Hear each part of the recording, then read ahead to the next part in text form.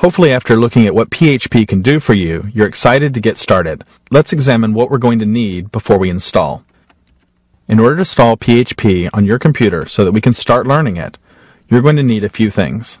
First, we're going to need a web server, and that's going to be to serve up the web files that we're going to look at in our browser.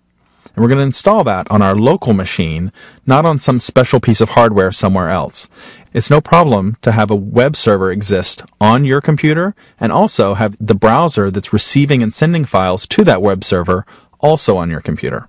And we're going to need PHP so that our web server will understand the PHP files that we create and then serve them to our browser. And we're going to want to have a database so that we can start creating PHP applications that connect to that database, which will give us the ability to create more full-featured applications. And we'll need a text editor to edit our PHP files, that is, to write our code. And we'll need, of course, a web browser. And any web browser is going to work for you: Firefox, Internet Explorer, Safari, or Opera. Remember, PHP just outputs HTML, so anything that understands HTML is going to suit our purposes fine.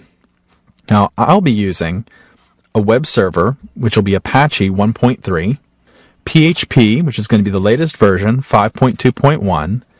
The database I'm going to use is MySQL 5.0.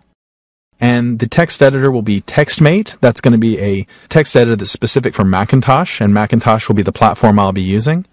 And the web browser I'll be using is Firefox. Now, your setup may be very different from mine. You may be working on a Windows machine, you may have a Linux machine, you may have a different text editor, different browser. Don't worry about that. Remember, PHP is going to be cross-platform, so the installation will be different for you versus someone else, and I'm going to teach you how to install those on different systems. But the PHP lessons after we get started are going to be the same regardless of which platform you're working on. So our general installation plan is going to be that we're going to install all these things on our local machine. We're going to develop there. We're going to be able to run the web server on our local machine and view those files in our local browser. And then we're done and we finally have a finished website. You would be able to push those files up onto a web server somewhere else, like a web host. Maybe you have a shared hosting solution or something like that, and you can FTP to their servers and put those PHP files up there. But we're going to set up for local development on our machine the same way that a PHP developer would do. Now, I said that you could use any combination of platform, web server, database, etc. But I want to go ahead and tell you also that the most common combinations are going to be what's referred to as either LAMP, MAMP, WAMP, or XAMPP. Now, it's LAMP for Linux, Apache, MySQL, and PHP, or WAMP, which is Windows, Apache, MySQL, PHP, or MAMP for Macintosh, Apache, MySQL, PHP, or XAMPP with an X, XAMP, which means any of those. It's really, we're talking about any platform with Apache, MySQL, and PHP. So you can see the trend that's developing there.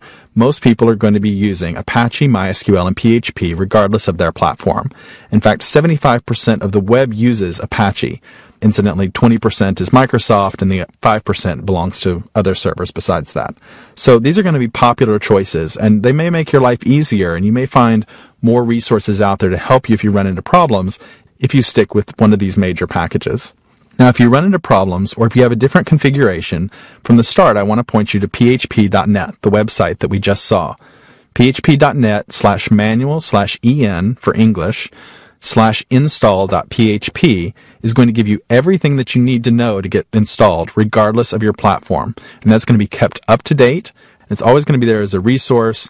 And as we saw when we looked at Echo, there'll even be community feedback, helpful tips and tricks that might help you out if you run into problems.